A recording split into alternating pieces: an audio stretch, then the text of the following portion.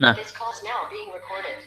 aplikasi itu kemudian ketika kita memandang pandangan tertentu dari apa, kemudian kita itu dengan logika berpikir kita, dengan konsep yang sudah kita punyai ketika belajar itu, kemudian mempunyai kaitan atau mempunyai gagasan bagaimana pandangan kemudian bisa mengaruhi misalnya, atau bagaimana pandangan TikTok itu bisa meningkatkan variabel misalkan prestasi peserta didik, atau pandangan tentang TikTok itu bermanfaat atau tidak dalam pendidikan akhlak anak misalkan, dengan logika berpikir kita.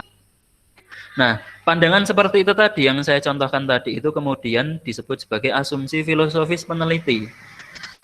Jadi walau cara kasar TikTok itu kemungkinan tidak mempunyai manfaat, gitu ya.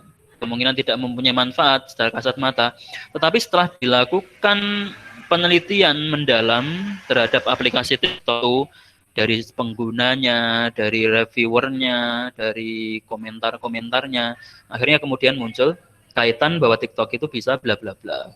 Kaitan TikTok itu bisa meningkatkan atau bisa mempengaruhi fenomena sosial yang lain. Tapi apa? Di situ kita sebagai peneliti, kita sebagai pemerhati itu kemudian mempunyai asumsi-asumsi filosofis terhadap fenomena yang kita jumpai, terhadap fenomena yang kita tangkap menggunakan indera yang kita punyai. Nah, maka dari itu pandangan dunia filosofis, keyakinan filosofis peneliti itu menjadi penting. Itu menjadi penting.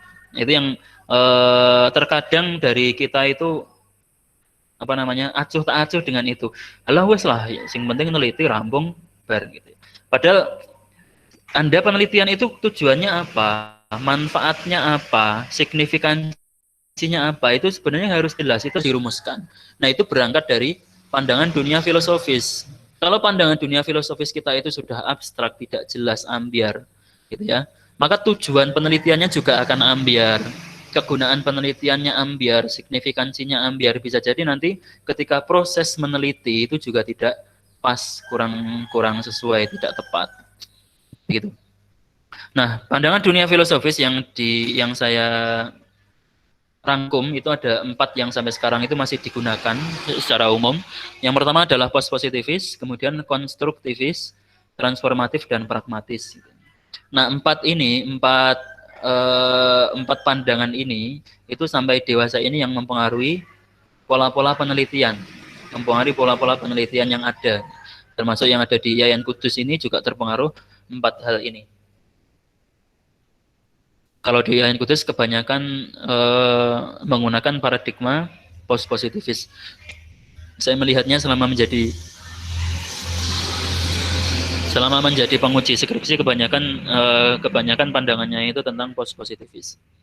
Nah, ini kerangka kerja penelitian, jadi ada pandangan dunia filosofis, kemudian rancangan penelitian, metode penelitian, dan di dalamnya ada pendekatan penelitian. Oke, pandangan dunia filosofis. Yang pertama post-positivism. Post-positivism itu mempunyai ciri yang pertama itu determinism. Determinisme itu adalah pandangan bahwa semua fenomena di dunia ini pasti mempunyai asas kausalitas atau sebab akibat. Nah, sebab akibat misalkan, saya contohkan, karena Pak Riza masuk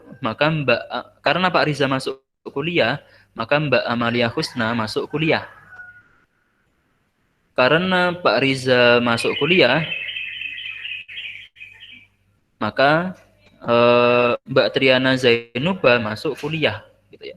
Jadi variabel Mbak Triana Zainuba masuk kuliah itu dipengaruhi atau disebabkan oleh saya masuk kuliah. Jadi kalau saya tidak masuk kuliah, Mbak Triana menjadi tidak masuk kuliah. Nah, ini determinism. Jadi hubungan kausalitas sebab akibat. Kemudian ciri yang kedua dari post-positivism itu reduksionisme. Reduksionisme itu mengurangi teori, mengurangi gagasan ide yang sebelumnya sudah ada, dikurangi menjadi parsial, diparsialkan atau lebih kecilkan. Jadi misalkan contoh begini. Ada teori, ada penelitian yang kemudian memunculkan kesimpulan sehingga menjadi teori bahwa mahasiswa PAI IAIN Kudus itu lebih tertarik belajar materi pembelajaran fikih. Ini sudah dilakukan penelitian, kesimpulannya muncul seperti itu. 2 tahun kemudian diadakan penelitian lagi dengan tema yang sama. Tapi pertanyaannya lebih mendetail. Nah, ketemu kesimpulan bahwa mahasiswa PAIN Kudus lebih cenderung belajar mata pelajaran fikih bab pernikahan, tentang pernikahan. Nah, berarti apa? Direduksi, temuan yang pertama itu direduksi, dilebih detailkan lagi. Mahasiswa PAIN Kudus memang cenderung fikih, tetapi lebih konsen pada pembahasan pernikahan. Nah, ini namanya reduksionisme, jadi dikurangi. Kemudian pengamatan dan pengukuran empiris. Ciri selanjutnya pengamatan dan pengukuran empiris. Jadi post-positivis itu tidak menerima penelitian-penelitian yang sifatnya itu penelitian teoritis, penelitian-penelitian yang tidak terkait dengan pengamatan empiris, pengamatan indrawi. Jadi kalau misalkan penelitian tentang pemikiran gitu ya, penelitian tentang pemikiran yang ada di buku gitu ya. Dalam pandangan post-positivis itu karena tidak menimbulkan pengalaman indrawi itu kurang bisa diterima. Kajian literatur, kepustakaan itu kurang bisa diterima karena apa? Tidak terkait dengan pengalaman lampangan, pengalaman empiris. Kemudian yang terakhir adalah verifikasi teori. Ini biasanya bentuknya itu adalah penelitian uji coba gitu ya. Misalkan ini ingin menguji metode jigsaw learning, apakah cocok diterapkan di madrasah Qudsiyah misalkan. Nah, ini uji coba. Ini namanya verifikasi teori. Kemudian yang kedua konstruktivis. Konstruktivis cirinya yang pertama adalah pemahaman. Maksudnya pemahaman di sini, aliran konstruktivis ini dalam kegiatan penelitian itu mempunyai ciri dia itu ingin memahami fenomena yang berlaku di masyarakat, fenomena sosial yang berlaku di masyarakat dengan perspektifnya sendiri, dengan perspektif masyarakat tersebut. Jadi misalkan fenomena larung sesaji gitu ya. Perspektif yang dia gunakan itu ya perspektif si pelarung sesaji, bukan saya sebagai peneliti, bukan kita sebagai peneliti, sebagai pengamat. Tetapi perspektif mereka, bagaimana mereka itu menjelaskan larung sesaji itu, terus kemudian pemahaman mereka itu kita pahami bersama. Ya, pemahaman mereka kita pahami bersama. Jadi bukan fenomena mereka kita pahami, kemudian kita simpulkan dengan bahasa kita, bukan. Tapi fenomena mereka kita pahami dengan bahasa mereka, kemudian kita simpulkan sesuai dengan apa yang mereka utarakan. Contoh,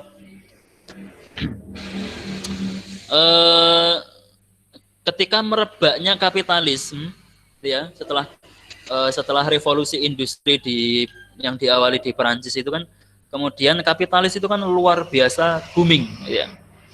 Nah, akhirnya muncul pemikir-pemikir kiri, ada Karl Marx contohnya gitu ya, dan lain-lain.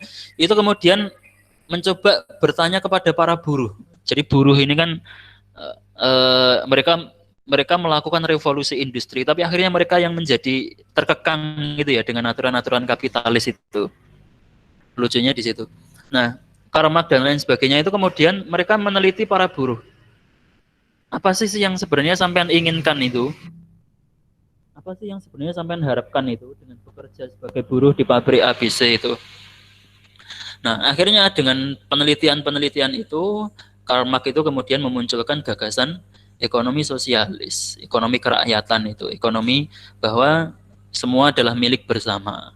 Lahan-lahan, bangunan-bangunan, pabrik-pabrik itu milik bersama, bukan milik individu, bukan milik 1-2 orang, tapi milik bersama.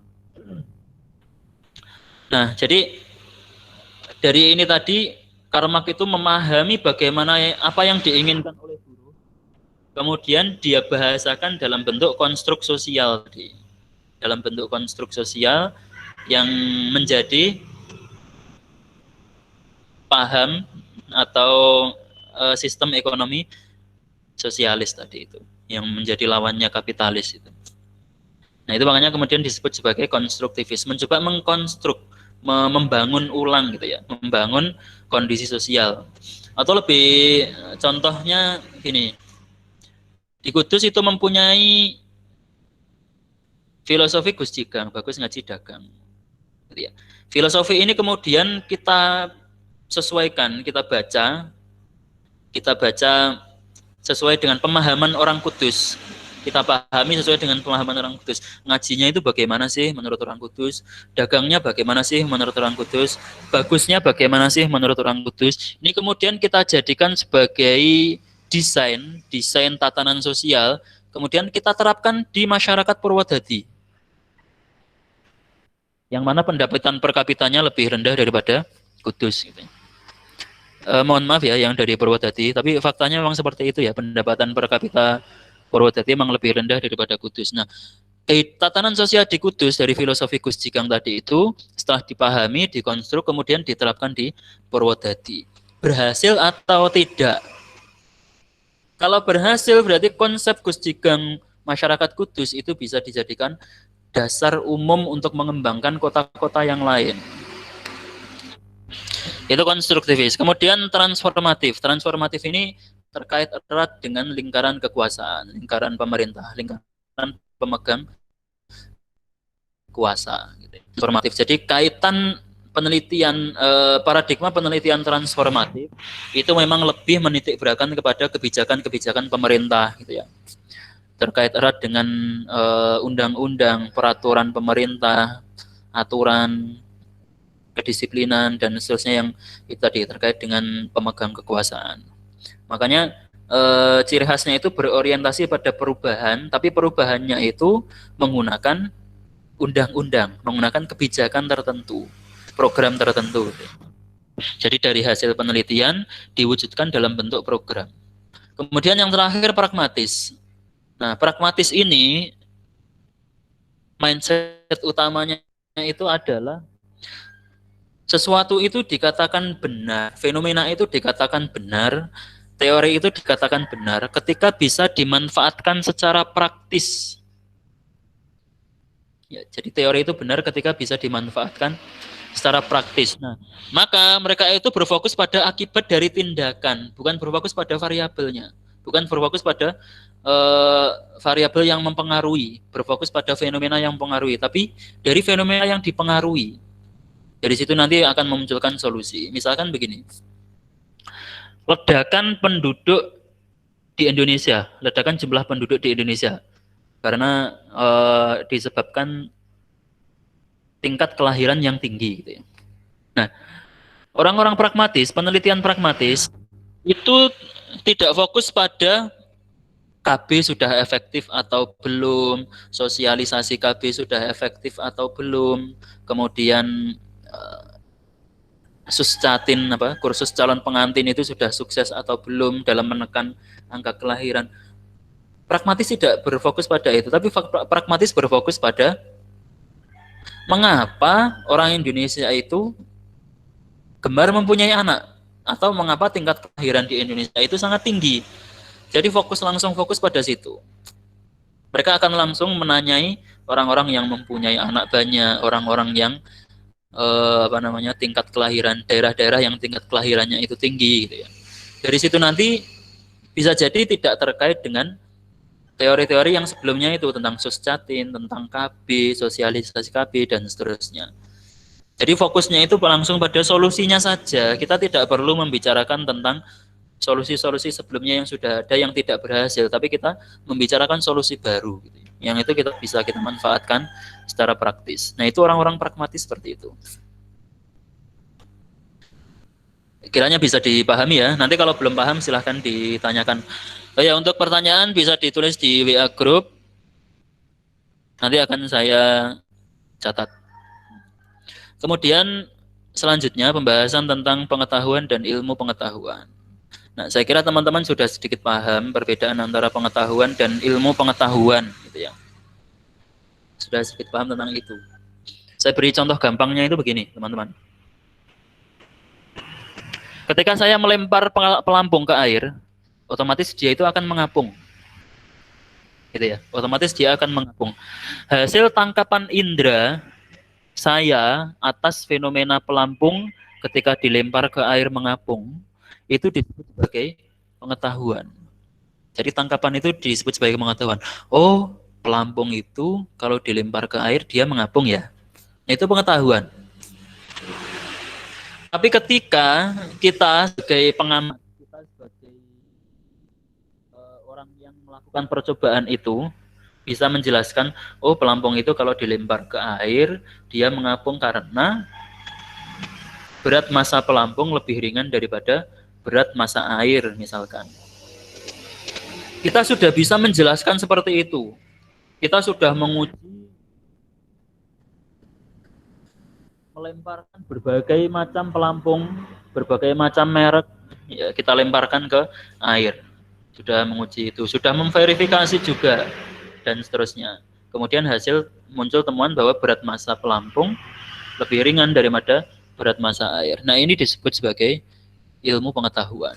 Jadi kalau pengetahuan, definisinya itu adalah sesuatu yang diketahui oleh orang tersebut dari fenomena yang dia jumpai, dari fenomena yang dia tangkap melalui panca indera. Sudah berhenti di situ, tanpa ada dia bisa menjelaskan, dia bisa mengeksplorasi, dia bisa mengeksplanasi dan seterusnya, tanpa ada tambahan seperti itu. Tetapi kalau ilmu pengetahuan itu adalah kumpulan dari pengalaman, pengetahuan, tangkapan empiris seseorang yang kemudian dipadukan secara sistematis dengan metode ilmiah dan konsep berpikir ilmiah tertentu.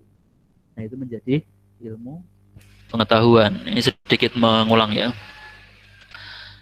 Kenapa kita belajar ilmu pengetahuan dan pengetahuan gitu ya. Jadi jangan sampai nanti ketika teman-teman itu penelitian, ini juga sering saya temukan ketika menguji teman-teman mahasiswa itu. Dia itu enggak dong. Dia itu enggak paham dengan temuan penelitiannya. Ini kan menyedihkan sekali gitu loh. Jadi dia yang nulis, tapi dia itu enggak paham. Ini kan agak menyedihkan ya, memprihatinkan gitu. Berarti apa? Yang dia tulis itu hanya sekedar pengetahuan, walaupun isinya itu sebenarnya ilmu pengetahuan. Di dia, tulisannya dia itu hanya pengetahuan. Dia tidak bisa menjelaskan secara mendalam, secara komprehensif apa yang dia tulis gitu. Walaupun isinya itu ilmu pengetahuan, tapi yang dia pahami itu hanya sekedar pengetahuan. Nah, padahal yang namanya penelitian itu pasti bahasannya itu adalah kumpulan-kumpulan pengetahuan yang kita lewatkan dengan cara pengumpulan data itu, pengumpulan data melalui observasi, wawancara, dokumentasi, penyebaran angket, itu kan kemudian menjadi pengetahuan-pengetahuan. Nah, itu yang kemudian kita sistematisasi sedemikian rupa dengan metode ilmiah tertentu, nanti akan kita bahas, kemudian dengan konsep berpikir tertentu, yang itu pada akhirnya menjadi temuan penelitian, pada akhirnya menjadi teori, pada akhirnya menjadi ilmu pengetahuan. Nah, jadi ujung dari metodologi penelitian itu adalah teman-teman nanti bisa melakukan penelitian yang akhirnya bisa mengembangkan ilmu pengetahuan. Nah, karakteristik pengetahuan yang pertama, pengetahuan tidak melakukan pengujian kritis. Jadi pengetahuan tadi itu, sudah saya singgung, pengetahuan itu hanya sekedar tahu, tanpa dia itu menguji benar atau tidaknya, tanpa dia itu menjelaskan ini ya, tidak memberikan penjelasan yang sistematis dari berbagai fakta yang terjadi. Dia tidak menjelaskan secara sistematis. Dia melihat, misalkan dia melihat ada dua orang, laki-laki perempuan duduk di taman gitu ya. Kemudian dia menyimpulkan, oh sedang pacaran misalkan. Dia tidak mencoba bertanya kepada orang tersebut, sampean hubungannya apa, statusnya apa, di sini sedang melakukan apa, tidak bertanya tentang itu. Dia hanya tahu kemudian menyimpulkan, oh orang sedang pacaran. Nah, itu namanya pengetahuan karena tidak sistematis. Juga tidak ada pengujian kritis. Kemudian pengumpulan datanya bersifat subjektif. Jadi ketika dia melihat dua orang tadi itu, dua orang yang duduk di taman tadi itu, laki-laki perempuan tadi itu, dia hanya menyimpulkan, melakukan kesimpulan dari hasil tangkapannya saja tanpa bertanya kepada orang lain, menurutmu wong iku lapo tah, misalkan. Menurutmu mereka berdua itu sedang melakukan apa gitu. Jadi tidak melakukan verifikasi sama sekali. Makanya hanya dari pendapat subjektifnya sendiri, dia sendiri. Kemudian makanya pengetahuan itu syarat dengan muatan emosi dan perasaan. Apalagi kalau sedang bad mood, sedang moodnya tidak bagus, itu biasanya kesimpulan-kesimpulannya itu juga menjadi tidak sesuai, tidak baik. Kemudian kebenarannya yang diakui oleh pengetahuan bersifat tetap. Ya pasti tetap karena apa? Tidak ada pengujian kritis. Makanya kebenarannya ya tetap. Tapi tetapnya di sini itu tidak valid. Tetapnya di sini itu tidak valid karena tidak melalui uji kritis. Dan yang terakhir, cara mendapatkan pengetahuan hanya melalui pengamatan dengan panca indera, gitu ya. Jadi tidak ada, karena tidak ada uji kritis, akhirnya ya apa yang ditangkap indera itu kemudian disimpulkan. Apa yang ditangkap oleh indera itu kemudian digeneralisasikan. Selanjutnya ilmu pengetahuan. Nah, sebaliknya dari pengetahuan tadi, ilmu pengetahuan itu secara ringkas itu dia mempunyai metode ilmiah yang sistematis. Dia mempunyai konsep atau ide atau gagasan yang konkret. Gitu ya. Jadi kalau kita ingin meneliti itu kan otomatis kita harus punya ide. Kalau pengetahuan kan nggak harus punya ide, ya ngapain? Misalkan kita melihat sungai, apakah kita harus punya ide sungai dulu kan enggak? Jadi kalau ingin meneliti kita itu harus punya ide dulu. Kita ingin meneliti tentang pemikiran pendidikan karakter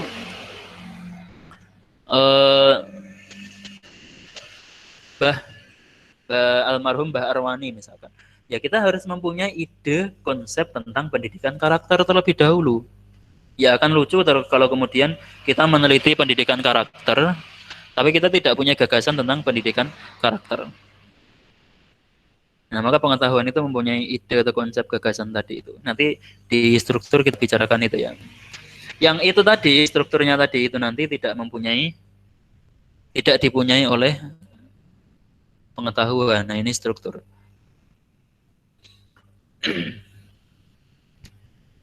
Oke, kemudian selanjutnya ciri ilmu pengetahuan tadi secara garis besar itu ya, ilmu pengetahuan itu mempunyai metode yang sistematis. Kemudian yang kedua mempunyai konsep berpikir yang logis atau konsep berpikir tertentu.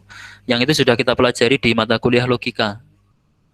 Ya, yang logikanya belum lulus segera ngulang ya.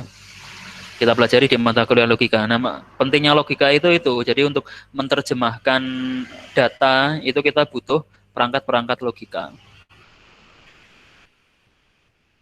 Menguraikan secara sistematis fakta-fakta yang saling berhubungan, yang saling terhubung, mengorganisasikan dan mengklarifikasi. Nah, ini ilmu pengetahuan. Pengetahuan tidak melakukan ini. Kemudian menekankan ciri yang sistemik, jadi harus sistematis, sesuai aturan, sesuai rule gitu ya.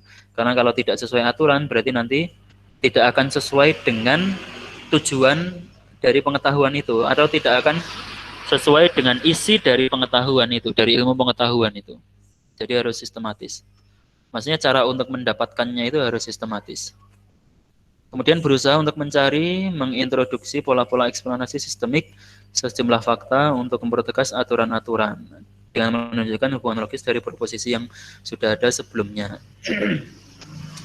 Nah, maksudnya di sini itu tadi kan secara ringkas pengetahuan itu kan kumpulan pengamatan.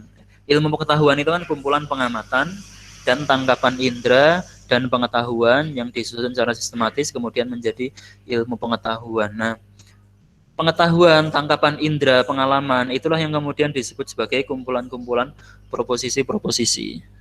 Nah, kumpulan-kumpulan proposisi ini kemudian disaling tautkan, dikorelasikan, dikomparasikan secara sistematis sehingga menjadi ilmu pengetahuan. Kemudian kebenaran dalam ilmu pengetahuan selalu dihadapkan pada pengujian melalui observasi maupun eksperimen, gitu ya. Jadi beda dengan pengetahuan yang tidak dilakukan uji atau eksperimen, ilmu pengetahuan itu akan selalu melalui pengujian. Jadi misalkan teori 1+1 sama dengan 2, ya. 1+1 sama dengan 2. Nah, teori ini akan terus-menerus dilakukan uji coba. Apakah benar 1+1 itu sama dengan 2? Gitu. Kalau dalam logika matematika bisa jadi benar. Apakah dalam logika sosiologi 1+1 itu sama dengan 2? Maka dilakukanlah penelitian. Oh, 1 sama dengan 1, ketemu kesimpulan tidak hanya 2, tapi bisa 3, bisa 4, bisa 5, karena terkait dengan perkembangan manusia, atau terkait dengan evolusi manusia, atau terkait dengan interaksi manusia yang satu dengan yang lain. Itu menurut sosiologi. Jadi teori 1+1 sama dengan 2 tadi itu dari kondisi, dari perspektif matematika mungkin benar secara mutlak, tapi dari perspektif ilmu yang lain itu kemudian menjadi tidak benar secara mutlak. Jadi harus melewati uji coba tadi itu, eksperimen. Kemudian merupakan konsep-konsep yang tajam yang harus dapat diverifikasi secara empirik. Ya, jadi ilmu pengetahuan itu nanti bisa berupa definisi, bisa berupa teori, bahkan bisa berupa metode, metode praktis, gitu ya. Seperti apa namanya, ilmu metode pembelajaran, gitu ya. Jadi metode pembelajaran itu kemudian bisa dimanfaatkan secara praktis. Jadi ada juknisnya, ada SOP-nya, gitu. Kemudian ilmu pengetahuan alam menggunakan eksperimen, pengamatan, eksperimen, generalisasi, dan verifikasi. Sedangkan ilmu sosial dan budaya menggunakan pengamatan, wawancara, eksperimen, generalisasi, dan verifikasi. Selanjutnya, struktur ilmu pengetahuan ada 6. Yang pertama metode ilmiah, jelas sekali. Kemudian fakta. Fakta itu berarti sesuatu yang ditangkap oleh indera. Kemudian konsep, sesuatu yang sudah kita punyai, ide yang sudah kita punyai, karena masing-masing dari kita itu punya kemampuan untuk berpikir logis. Jadi ide atau gagasan itu sudah kita punya ketika kita melihat fenomena tertentu, gitu ya. Kita melihat fakta-fakta yang ditangkap oleh indera kita. Seperti tadi yang saya contohkan tadi ya, fakta tentang bahwa Kiai Haji Arwani almarhum itu mempunyai pemikiran tentang pendidikan karakter. Nah, maka kita sudah mempunyai konsep pendidikan karakter itu apa sih? Nilai-nilai pendidikan karakter itu apa sih? Nah, kita sudah mempunyai konsep itu. Kemudian generalisasi pernyataan dari hasil penelitian itu kemudian dinyatakan. Kemudian dari generalisasi itu, gitu ya, dari generalisasi itu dikembangkan menjadi teori. Jadi hasil penelitian-penelitian itu kemudian digeneralisasikan semuanya. Jadi nanti ada banyak generalisasi, dari kumpulan generalisasi ini kemudian menjadi teori. Dan yang terakhir logika. Nah, ini kaidah berpikir logis. Ini juga harus dimiliki oleh kita sebagai peneliti. Itu teman-teman yang mungkin bisa saya jelaskan untuk hari ini. Untuk pembahasan metode ilmiah, kemudian sumber dan kebenaran ilmiah nanti kita lanjutkan minggu depan. Nah, sekiranya teman-teman mempunyai pertanyaan, silahkan bisa diutarakan di WA Group. Saya harap pada bertanya ya, silahkan diutarakan di WA Group, nanti saya kompilasi, saya jawab. Begitu teman-teman, bisa dipahami kira-kira?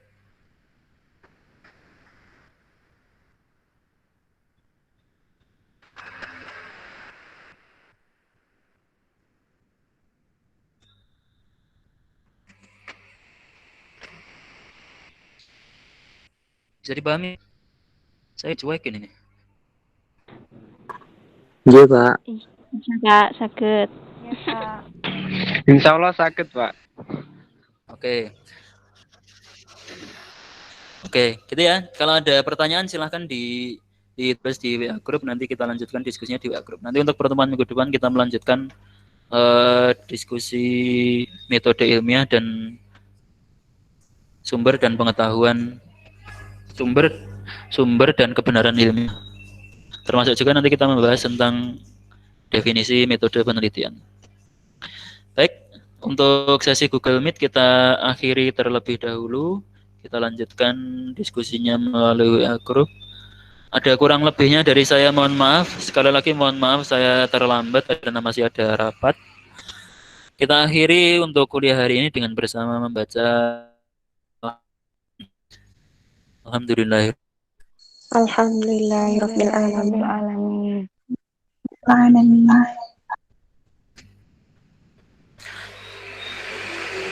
Saya akhiri. Assalamualaikum warahmatullahi wabarakatuh.